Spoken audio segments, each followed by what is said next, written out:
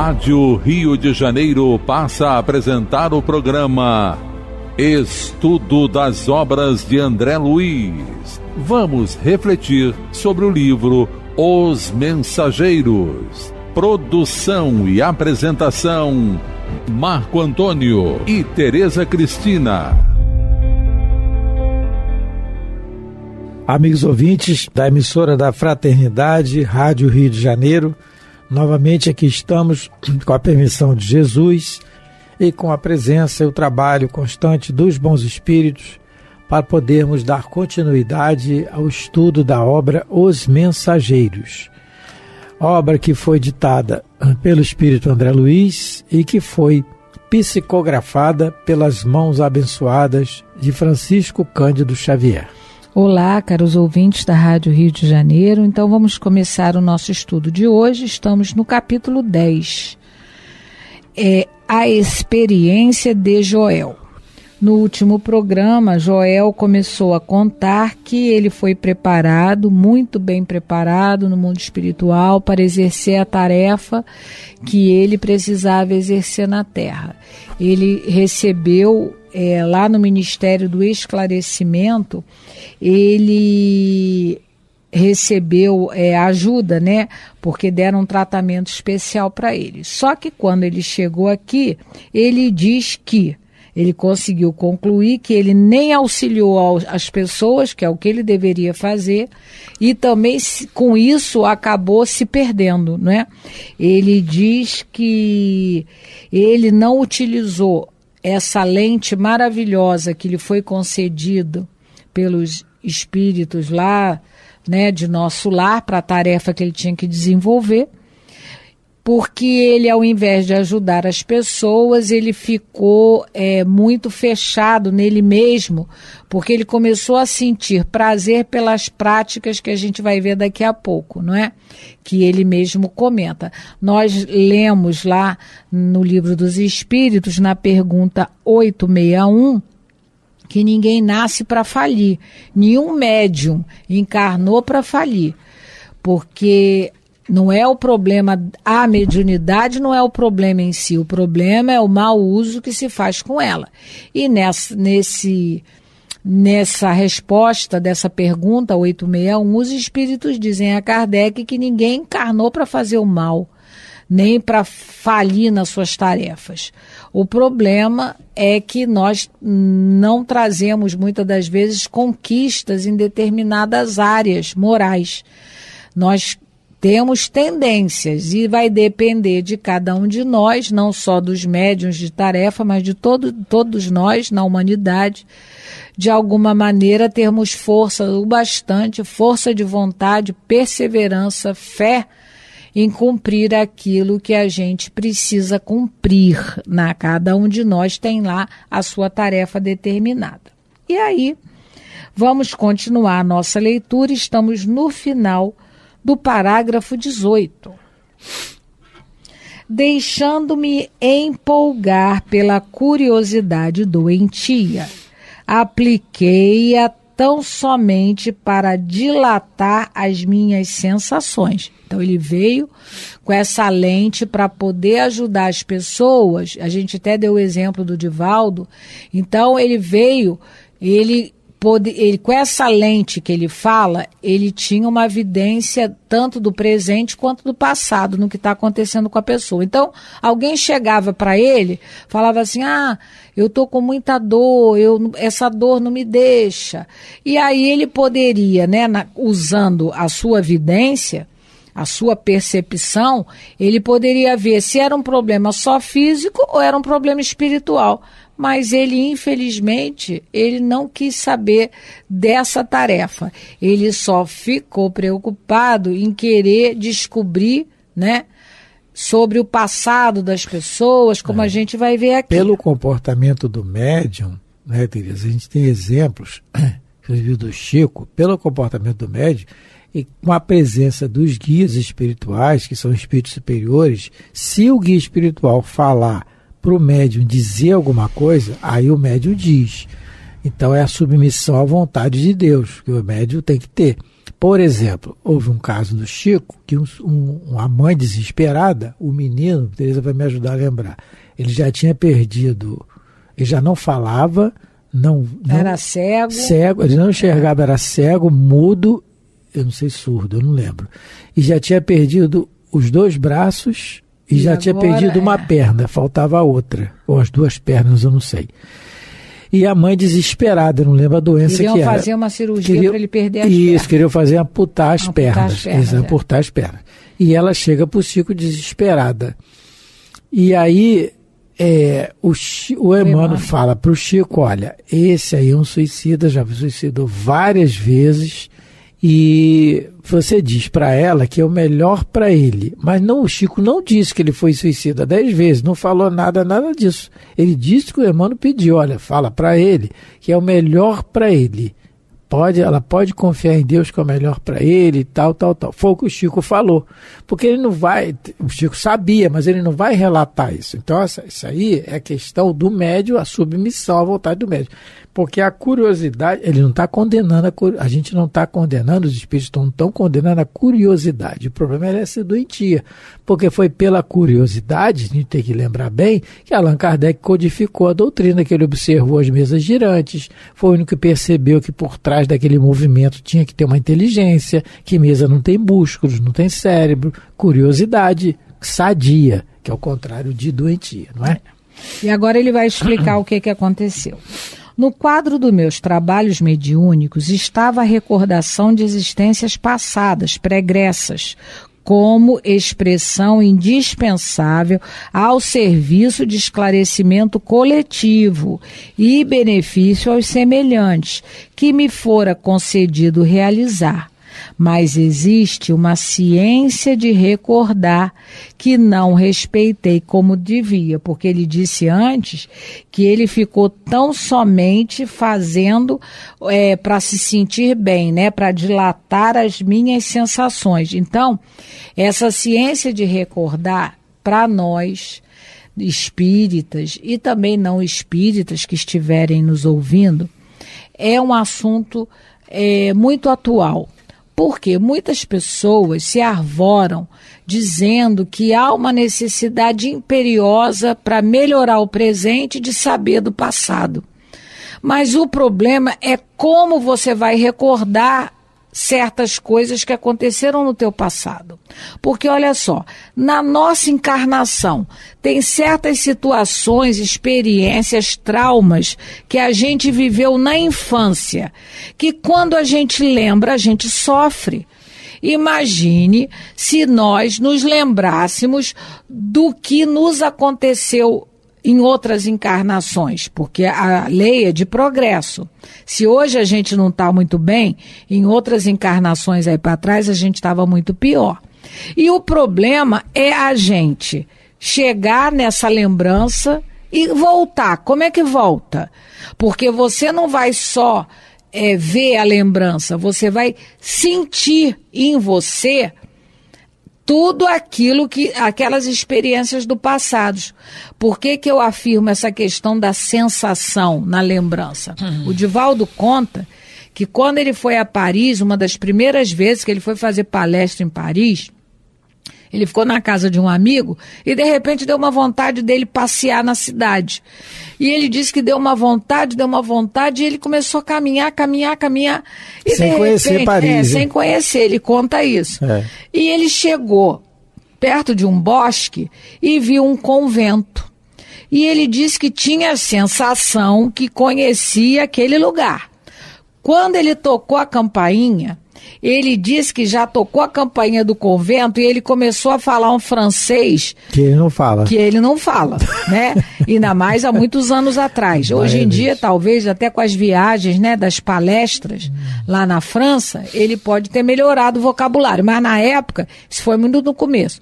Ele conta que ele começou a falar francês e ele conversou com a Madre Superiora e ele sabia tudo que tinha naquele convento. E ele começou a falar de um padre que morou ali, que era ele mesmo, porque ele teve uma regressão espontânea da memória. Ele teve uma regressão de memória espontânea naquele momento. E ele conta que naquela hora ele se sentiu quase mal, porque pelo jeito o tal padrezinho lá de trás, né, lá do passado dele, reassumiu a personalidade. Ele diz, e eu me senti quase mal, assim, né, com poder, porque essa é que é a grande questão de você ter que visitar o teu passado, a tal da ciência de recordar que ele está falando, que ele não respeitou nem nele, nem nos outros. Então, por que a gente está colocando isso? Porque muitas pessoas acham que o problema de hoje é consequência do passado, é verdade, e querem mexer nesse vespeiro, porque é um vespeiro. Olha só, a respeito dessa questão do esquecimento do passado, olha a necessidade da gente ter que esquecer por que Deus põe o véu do esquecimento em nós. Pergunta 392 do Livro dos Espíritos. Allan Kardec pergunta assim: por que perde o espírito encarnado a lembrança do seu passado? Resposta: não pode o homem nem deve saber tudo. Deus assim o quer em sua sabedoria. Sem o véu que lhe oculta certas coisas, ficaria ofuscado, como quem sem transição saísse do escuro para o claro. Esquecido de seu passado, ele é mais senhor de si. Então, ele quando reencarna, né, o que ele está dizendo? Quando a gente reencarna, né, nós reencarnamos, nós ganhamos um novo perispírito, um novo corpo modelado para a nossa nova tarefa. Isso é uma página nova no livro da nossa vida, que a gente tem que escrever corretamente. É isso que ele está dizendo. Ele fala em Deus e sua sabedoria. E na questão 399, ele pergunta assim: sendo as vicissitudes da vida corporal expiação das faltas do passado, isso é o raciocínio lógico que a gente tem, né? E ao mesmo tempo provas com vistas ao futuro, de acordo com o nosso comportamento na expiação, nós vamos melhorar o nosso futuro. Surgir-se-á que da natureza de tais vicissitudes se possa deduzir de que gênero foi a existência anterior. O que ele está perguntando? De acordo com o que eu estou passando no meu sofrimento, nas minhas amarguras, etc., decepções, tudo que acontece em nossas vidas, eu posso fazer uma dedução de que gênero, olha aquela pergunta que ele faz, gênero foi a existência anterior? A resposta dos espíritos, um trecho diz assim: muito a miúde é isso possível, pois que cada um é punido naquilo onde pecou.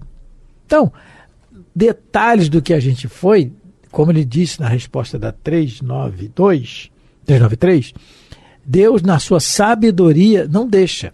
Agora, a gente pode deduzir pelo gênero de provas que a gente está passando. E pelas tendências que a gente traz. Aí a resposta até da 399 continua, porque muito a miúde, ele fala, muito frequentemente isso é possível. Só que a gente pode estar mudando o nosso comportamento a partir daí. E mudando o nosso comportamento com vontade, na outra encarnação, a gente pode até ter resquícios, como a Teresa deu o exemplo do Divaldo. Ele se sentiu uma pessoa má, né? Não esquecendo que o exemplo que a Teresa deu, a história, ele conta também que a Joana estava junto dele, hein? O guia está lá, né? Protegendo lá o menino dela. Mas ele se sentia. Se o Chico acontecesse isso com o Chico não ia se sentir uma pessoa má mais, porque ele já não é mais assim, é diferente. Porque nós carregamos os resquícios ainda, mas o Chico já é diferente, é outro patamar, como diz aí. Já é outro assunto, aí já é fora da curva. Fora da curva, né? Então, como ele diz aqui, tudo, né, existe uma ciência de recordar que não respeitei. Tem ciência para tudo, tem ciência até para fazer arroz. Né? Para tudo na vida você tem que ter um estudo. Então, as pessoas acabam romantizando muito essa história de vidas passadas. Se a gente tiver que lembrar, como o Divaldo, o caso que eu citei, vai lembrar espontaneamente. Ou acordado, ou dormindo, vem uma orientação através do sono, ela vai chegar. A gente buscar isso é muito complicado, porque a gente porque não é só lembrar, você vai vivenciar tudo de novo. Você, como disse o Marco, a gente não é experiente o bastante para saber lidar com essas sensações do passado. O Chico saberia, nós não, a maioria de nós aqui na Terra. E quer lembrar do passado? Veja como é que você se comporta nesse. É o que Kardec coloca. A sua tendência de hoje. É que os espíritos colocaram para Kardec nessa questão 399. Ele fala que as tendências instintivas constituem indício mais seguro para a gente saber. Agora, o que são essas tendências instintivas? É o nosso autoconhecimento. Porque eu posso mascarar isso também. Não, eu não sou assim também, não. A gente conhece pessoas do nosso convívio. Eu sou tão ruim, senão até que eu sou bonzinho. Não é bem assim. A gente tem que fazer uma introspecção real dentro de nós para saber disso, para ter isso. Agora, só um detalhe que ele fala aqui, né, que o Joel está falando, né? Ele fala assim, no quadro de meus trabalhos mediúnicos, isso aqui é uma tarefa. Tá ele a recordação da existência, que a Teresa está lendo. No caso dele, gente, é uma tarefa. Isso aqui, no meu modo de ver, é uma expiação. Porque ele vai lembrar de coisas dele e dos outros. E no livro dos Espíritos, os Espíritos são categóricos de falar para Kardec que Deus, na sua sabedoria, põe o véu do esquecimento. Mas no caso dele, vai ter essa prova. É uma prova muito grande, muito difícil que ele vai passar. Tanto que ele faliu. Continuando, então, parágrafo 19. Interrompendo um instante a narrativa, aguçava-me o desejo de conhecer-lhe a experiência pessoal até o fim. Em seguida, continuou no mesmo diapasão. Ao primeiro chamado da esfera superior, acorri apressado. Então, lembrando que na hora que a mediunidade ela deve eclodir, ela eclodirá. Não precisamos forçar nada. Não precise para a reunião de desenvolvimento mediúnico para desenvolver o que você não tem. Porque primeiro ela tem que eclodir para depois você ir lá para o desenvolvimento, que nada mais é do que você exercitar a sua faculdade. Mas se ela já existe. A gente já leu vários trechos do Livro dos Médiuns sobre isso, né? A gente não precisa voltar, mas tem que lembrar. Então, no momento certo, então ele começou a lembrar das coisas. Vamos continuar. Sentia intuitivamente a vívida lembrança de minhas promessas em nosso lar. Olha só, diferente dos outros médiuns, ele lembrou de tudo. Lembrou que foi lá no esclarecimento, tomou passe, né? Fez um tratamento especial para lembrar das coisas, lembrou que, né, que ele foi preparado, o corpo dele foi preparado para ele ser médium, ele lembrou disso tudo. E por isso ele está na situação que está. No caso dele é mais grave, porque ele não tem nem a desculpa do esquecimento da vida corpórea, porque os outros médios, eles tinham o contato, mas eles não lembravam nitidamente o que tinha acontecido com eles na preparação, não lembravam. O nosso amigo Joel, ele está um tanto mais comprometido com a lei de Deus, porque olha o que ele diz, eu tinha uma vívida lembrança, ele lembrava de tudo que aconteceu antes da encarnação dele, todo o preparo, toda a ajuda e toda a promessa que ele fez lá aos benfeitores, né? Eu tinha a vívida lembrança de minhas promessas em nosso lar. Tinha o coração repleto de propósitos sagrados. Trabalharia, espalharia muito longe a vibração das verdades eternas. Contudo, aí que vem o problema. É que tudo sempre começa, contudo, né? Entretanto, mas, todavia, né? Contudo, aos primeiros contatos com o serviço, a excitação psíquica fez rodar o mecanismo de minhas recordações adormecidas, como disco sob a agulha da vitrola, e lembrei toda a minha penúltima existência, quando envergara a batina, sob o nome de Monsenhor Alejandro Pizarro, nos últimos períodos da Inquisição Espanhola. E aí começa o problema do nosso amigo Joel, porque ele se encantou com essa lembrança. Ele sentiu prazer em vivenciar novamente a experiência lá, porque ele lembrou e ele sentiu a experiência lá desse Monsenhor Alejandro Pizarro, e aí, né? A gente para aqui um pouquinho só para comentar, porque ele lembrou da penúltima, que ele foi um inquisitor espanhol, que segundo a gente estudou, né, Tereza? A gente pesquisou, foi a né? pior fase da Inquisição, foi na Espanha. Mas, vamos dar uma parada aqui, porque ele diz assim, contudo, aos primeiros contatos, a gente fala do contudo, a excitação psíquica. A excitação psíquica, normal, acontecer. Ele vem um médium preparado e se excitar com isso. O problema é a gente não estar preparado para quando isso acontecer. E aí na pergunta 387 do livro O Consolador, perguntaram ao Emmanuel assim, qual a maior necessidade do médium?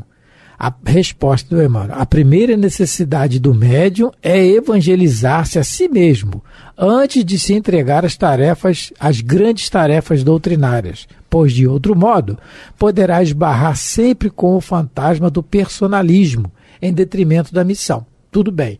E na pergunta 392, deixa eu só voltar aqui para pegar ela. Na 392, emendando com esse raciocínio, perguntaram ao Emmanuel assim, pode contar um médium de maneira absoluta com seus guias espirituais, dispensando os estudos? Resposta: o médium tem a obrigação de estudar muito, observar intensamente e trabalhar em todos os instantes pela sua iluminação própria. Se o médium, o costume de tudo aguardar de um guia pode transformar-se em vício detestável. Chegando-se a esse desvirtuamento, atinge-se o declive das mistificações e das extravagâncias doutrinárias, tornando-se o médium preguiçoso e leviano, responsável pelo desvio da sua grande tarefa. Então, a necessidade é a obrigação do estudo. Então, o médium, ele veio preparado, mas se ele está encarnado, ele está no corpo, ele tem a necessidade primordial do estudo. É por isso que os espíritos recomendam, se você tem a mediunidade de tarefa, você não tem tempo pelos seus afazeres, pela sua vida cotidiana dela, de não ir, só tem tempo um dia na semana de ir à casa espírita, vá na reunião de estudo. Isso. Não vá na reunião mediúnica. Mas é minha tarefa. Ela vai ser exercida no seu desdobramento pelo sono. Não se preocupe, porque antes de ter a reunião mediúnica, como nós entendemos, sempre tiveram muitos médiuns. Mediunidade não é novidade do espiritismo. Isso é dito pelos espíritos. Só para a gente, a título de cultura mesmo, a Inquisição Espanhola, ela ocorreu a partir do ano 1478, quando os reis católicos Isabel e Fernão de Aragão permitiram, né, que o Santo Ofício fosse instalado. E a partir de 1482, 4 anos depois, eles nomearam um moço muito bom, né? Deve ser espírita hoje, né? Tomara. Inquisitor chamado Tomás de Torquemada, moço bom, porque, segundo os historiadores, ele foi um dos mais cruéis inquisitores da história. Isso foi em que período, que ano? Ele foi nomeado em 1482. Já consertou. Na Espanha, a Inquisição durou 356 anos. Ela só foi abolida em 834. Então, o nosso amigo aqui, né? Não é possível que ele tenha gostado dessa lembrança, mas enfim, cada um é cada um, né? E são cenas para os próximos programas. Terminamos de estudar hoje o capítulo 10. Não, terminamos não. Então, estamos estudando hoje o capítulo... Terminamos de estudar o capítulo 10, né? No parágrafo que nós paramos foi o parágrafo 19. É que a Inquisição emociona a gente. Nossa Senhora, nem fala disso, é muito Isso triste. pra lá. Né? Deus abençoe a todos, muita paz. Muita paz a todos, fiquem com Deus. Você ouviu pela Rádio Rio de Janeiro o programa Estudo das Obras de André Luiz, com o livro Os Mensageiros. Produção e apresentação Marco Antônio e Tereza Cristina.